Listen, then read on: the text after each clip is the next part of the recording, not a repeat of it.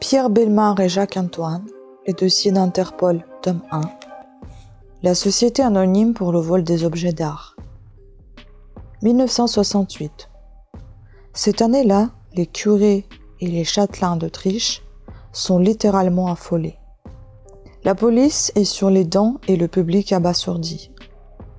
Une série de vols effectués avec une audace et une ingéniosité sans pareil font disparaître des cathédrales et des châteaux, les vierges polychromes, les chemins de croix et les tableaux. Les cambrioleurs agissent avec une sûreté de goût qui laisse à penser qu'il ne s'agit pas d'ordinaires petits malfrats. C'est ici. 4. Kremser-Schmitt. C'est là une sainte famille de Tintoret. Ailleurs, une icône de l'île de Crète. Ce choix trahit l'amateur distingué. À cette époque, certains antiquaires de Suisse alémanique offrent à leurs clients quantité de très beaux objets d'art religieux. La plupart ignorent bien entendu leur provenance, mais ils atteignent des valeurs considérables. Le secrétariat d'Interpol diffuse la liste des objets disparus et certains sont retrouvés chez des antiquaires de Zurich, où les véritables propriétaires autrichiens doivent parfois discuter âprement leur achat. Lorsqu'on arrête enfin le principal coupable, le total du butin est évalué au milliard. Ce coupable, que nous appellerons Wilfried Litschka, se fait appeler avec humour le baron de la houille. Pendant quelques années, en effet, il fut modeste marchand de charbon. Mais un marchand de charbon qui a dû divorcer, et les divorces coûtent cher. Un marchand de charbon qui ne voulait pas se priver d'une certaine dolce vita. Alors après différentes tentatives, toujours à la limite entre le bien et le mal, il eut l'idée de créer la société anonyme Litschka et compagnie. Le premier investissement de la société anonyme Litschka et compagnie était aussi modeste qu'utile. Un guide de voyage, dans lequel étaient décrits les objets les plus précieux et les plus remarquables que l'on pouvait admirer dans les églises et les monuments autrichiens. C'est dans ce guide que le baron de la houille fit son choix. Le plus souvent des madones, ce produit s'avérant le plus facilement négociable. Tel était l'objet social de la très officielle Société anonyme Litschka et compagnie, le vol des œuvres d'art.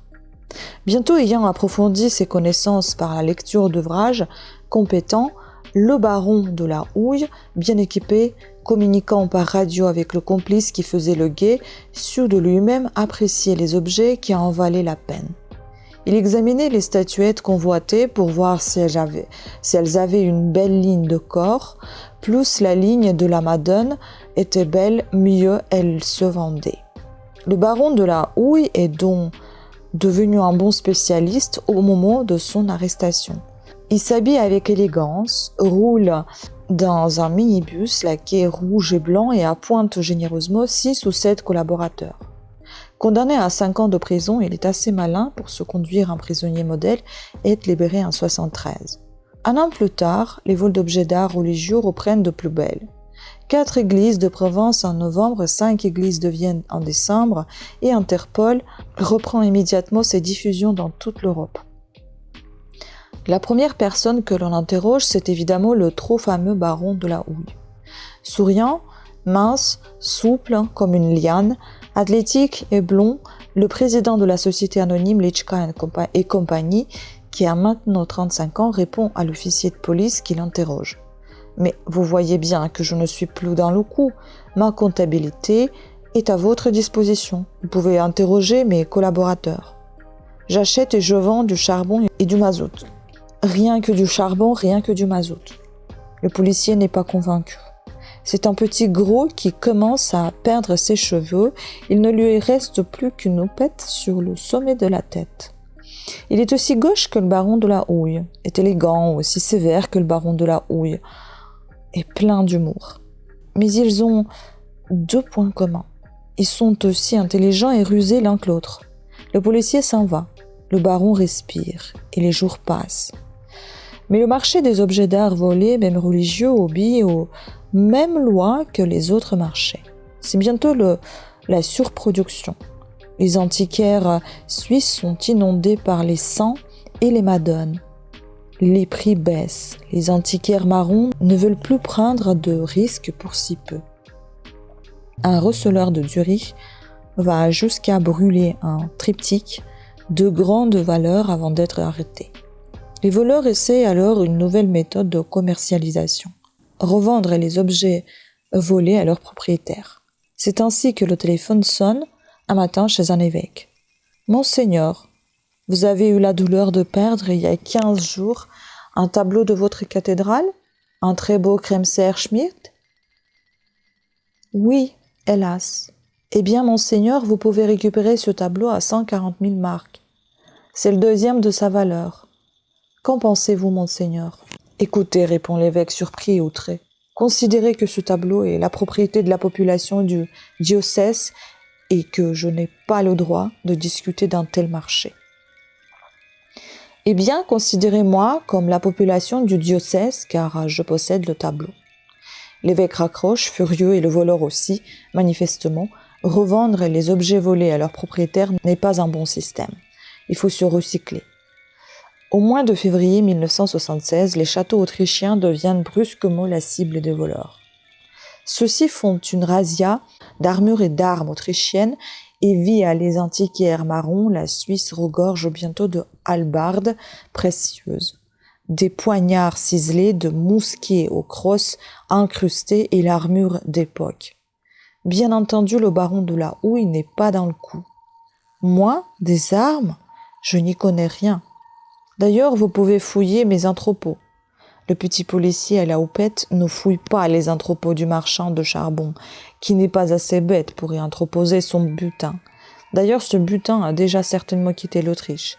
Il ne reste plus qu'à communiquer au fur et à mesure les listes au secrétariat général d'Interpol. Le 27 octobre 1977, au soir, le garde d'un château, dans le sud-est de l'Autriche, vient prendre son service à moto lorsqu'il entend un cliquetis dans la nuit. Il court vers la cour du château en sortant de son étui un gros revolver pour voir la silhouette d'un homme qui s'enfuit en direction d'une grande échelle appuyée contre la muraille. Le garde le poursuit en tirant 2 coups de feu en l'air, autant pour se rassurer lui-même que pour le chasser. L'inconnu est alors rejoint par un autre. Ils grimpent rapidement l'échelle et tous deux redescendent de l'autre côté les 20 mètres de la muraille grâce à une corde. Ils ont laissé sur place une grande quantité d'armes historiques, mais aussi une partie de leur équipement, grappins, échelles de corde et tout un outillage de cambrioleurs. Le petit policier à la houppette interroge le gardien le lendemain et écoute soigneusement la description des voleurs. La veille, le gardien avait remarqué le plus grand au cours de la visite guidée. L'homme mettait son nez partout, à tel point que le gardien était sans cesse obligé de lui dire « Pas par là, monsieur, c'est privé. Pas par ici, monsieur, vous allez vous perdre. » Comment était-il ? Un costaud avec des cheveux roux, presque rouges, et un accent viennois, je pense. Alors, l'un après l'autre, le petit policier à la houppette visite les marchands d'articles de sport de Vienne pour savoir si dernièrement un équipement d'escalade n'a pas été acheté par un grand requin costaud à l'accent viennois. « Oui, dit l'un d'eux. Il y a 15 jours, j'ai vendu un équipement complet à un grand type qui avait les cheveux roux, presque rouges. » Dans un autre magasin, une vendeuse se souvient qu'à la même époque, une jeune femme qui portait un bébé est venue acheter un équipement semblable pour son mari. Or, l'un des amis du baron de la Houille est un grand requin aux cheveux presque rouges et un autre de ses collaborateurs vient d'avoir un bébé. Le petit policier à la houppette se frotte donc les mains. En Suisse et en Allemagne, les postes frontières visitent soigneusement les véhicules appartenant aux nombreux collaborateurs et amis du baron de la Houille. Tant et si bien qu'un jour, une voiture ayant autrefois appartenu à la SA, Société anonyme Lichka et compagnie, et soi-disant revendue à une tierce personne, est saisie à la frontière avec tout un lot d'armes anciennes, mais lorsque le policier vient lui signifier son arrestation, le baron de la Houille ne paraît pas tellement inquiet. Il demande seulement s'il s'agit d'un interrogatoire ou d'une arrestation et sort du tiroir d'un classeur un petit bagage tout préparé. Le policier songeur observe cet homme sûr de lui. quelque chose lui dit que l'affaire n'est pas finie. La décontraction du baron et de la houille laisse à penser qu'il a préparé ses arrières. Effectivement, quelques jours après son arrestation, la police est avisée qu'un vol d'armes anciennes de très grande valeur vient d'être commis au château de Feuchtenstein. Le policier chargé de l'enquête, toujours le même, se rend au pied du rocher abrupt sur lequel s'élève le fameux château aux murs de 2 mètres d'épaisseur, célèbre pour avoir résisté au siège des Turcs à 2 reprises. Le policier lève le nez. L'un des gendarmes lui montre tout là-haut, l'ouverture d'une fenêtre. Ils sont entrés par là, ce qui veut dire qu'ils ne sont pas sujets au vertige. On peut reconstituer la façon dont les voleurs des gens entraînés, sans aucun doute, ont pu venir à bout de ce château irréductible. La veille, l'un d'eux a dû participer à une visite et se laisser enfermer. La nuit, il a ouvert la fenêtre. Ses acolytes ont alors escaladé le rocher. Le policier vérifie à la jumelle les traces de leur passage et les pitons d'escalade qu'ils ont plantés. C'est un supplice pour lui que d'aller vérifier le reste, car lui est sensible au vertige. C'est avec peine qu'il découvre sur la poussière d'une corniche large de 20 cm de nouvelles traces. Sur cette corniche, les voleurs ont dû péniblement avancer jusque sous la fenêtre ouverte par leurs complices. De là, ils ont jeté un grappin pour grimper jusqu'au rebord de la fenêtre. De la fenêtre, ils ont gagné la cour intérieure du château, forcée avec le matériel adéquat. Les portes massives pour parvenir à la salle d'armes. L'endroit avait été exploré d'avance et les voleurs sont des experts, car ils ont manipulé les vitrines sans y laisser la moindre égratignure. Le butin est énorme, des dizaines d'armes des XVIe et XVIIe siècle, toutes des pièces de collection, le total valant près d'1 million de marks. Le petit policier n'a plus le vertige, mais il est doublement perplexe. D'abord, il paraît impossible que la société anonyme Litchka et compagnie poursuive ses activités sans son chef. Lui seul a l'intelligence nécessaire. Les autres sont des petits malfrats sans consistance. Ensuite, les frontières avec la Suisse sont bouclées. Et la police exerce une telle surveillance, le marché y est tellement saturé qu'un tel butin y est aujourd'hui pratiquement invendable. Où est le trou de souris ? À Washington, Interpol y signale le départ pour l'Autriche, d'un riche américain, grand collectionneur dont on a quelquefois suspecté l'honnêteté. Avant de quitter les États-Unis, il n'a pas caché les raisons de son départ. On lui a promis 3 Kremser Schmitt pour 800 000 $. Et ce, on a un nom tout à fait invérifiable. Or, des Kremser Schmitt à vendre, il n'y en a pas sur le marché. À part les 3 volés, il y a bientôt 10 ans, par le baron de la Houille. Et le petit policier a une inspiration. La Litchka et compagnie posséderait encore les 3 Kremser Schmitt. Et elle possède peut-être aussi la sainte famille du Tintoret qu'on n'a jamais retrouvée nulle part, et elle a peut-être toujours la fameuse icône crétoise, ce qui revient à dire que la Litchka et compagnie a des stocks. En comparant la liste des objets volés à ceux qui ont été vendus ou achetés, on s'aperçoit en effet qu'ils ne représentent qu'une partie infime, le 10e du total. Les stocks de la Litchka pourraient donc s'élever à plusieurs milliards pour les 9 dixièmes restants. Or, ce ne sont pas les petits malfrats, collaborateurs du baron de la Houille, qui peuvent gérer une affaire pareille. L'Américain est descendu au Hilton, où son téléphone a été purement et simplement branché sur table d'écoute par la police autrichienne. Un coup de fil attire l'attention du petit policier. Après quelques paroles sans importance, l'Américain demande à son interlocuteur « Vous venez quand ?»« Je viens ce soir. »« Seul ? » ?»« Avec un ami. »« À quelle heure ?»« Je viendrai vers 19h pour vous amener le matériel, mais mon ami viendra pour le dîner. Il ne pourra pas rester longtemps car il a une soirée en ville. »« Bon, d'accord, mais j'espère que votre ami est un homme responsable. Je ne peux pas donner une somme pareille à n'importe qui. »« Ne vous inquiétez pas, mon ami a du répondant. C'est un homme connu en Autriche. » La police a réussi à localiser l'appel qui provient d'un bar fréquenté par le baron de la Houille lorsqu'il était en liberté. Le barman est connu de la police, c'est un repris de justice. Le petit policier décide donc de l'intercepter. Il a un bon prétexte pour cela, le barman en question est fiché comme un fanatique des armes à feu et il est sûrement armé. 18h30, le barman monte en voiture. La police lui barre la route. Coup de frein, fracas, vitres brisées. L'homme tente de fuir dans la foule, mais il est ceinturé.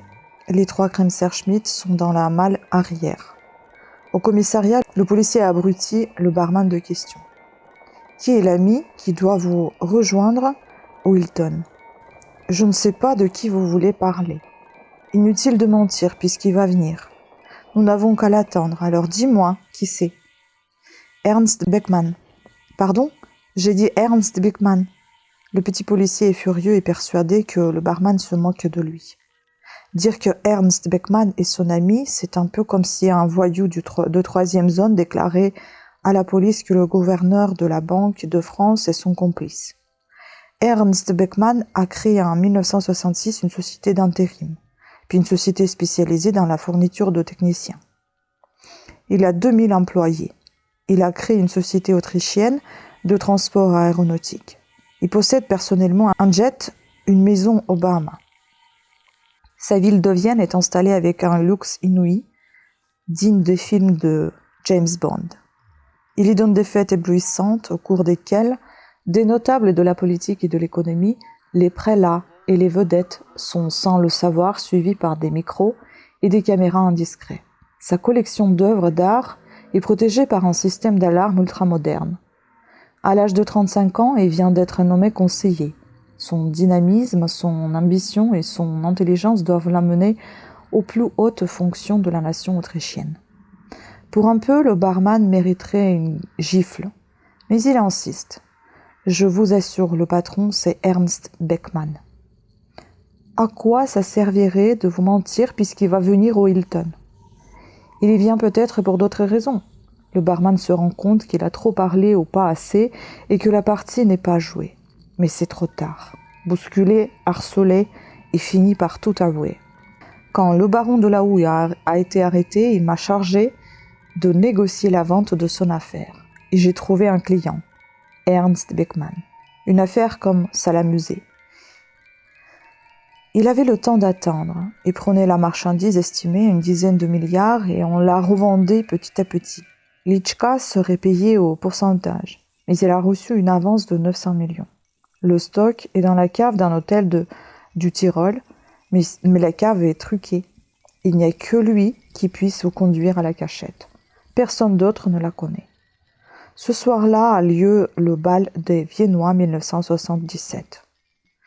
Une soirée de gala qui réunit les sommités de la politique et où l'on attend en vain le conseiller commercial d'Autriche, le milliardaire Ernst Beckman. Sa Rolls Silver Shadow s'arrête enfin devant la porte monumentale. Seul le chauffeur en descend. Le conseiller a été retenu à l'hôtel Hilton par un rendez-vous urgent. Il vous prie de l'excuser, il ne faut pas compter sur lui.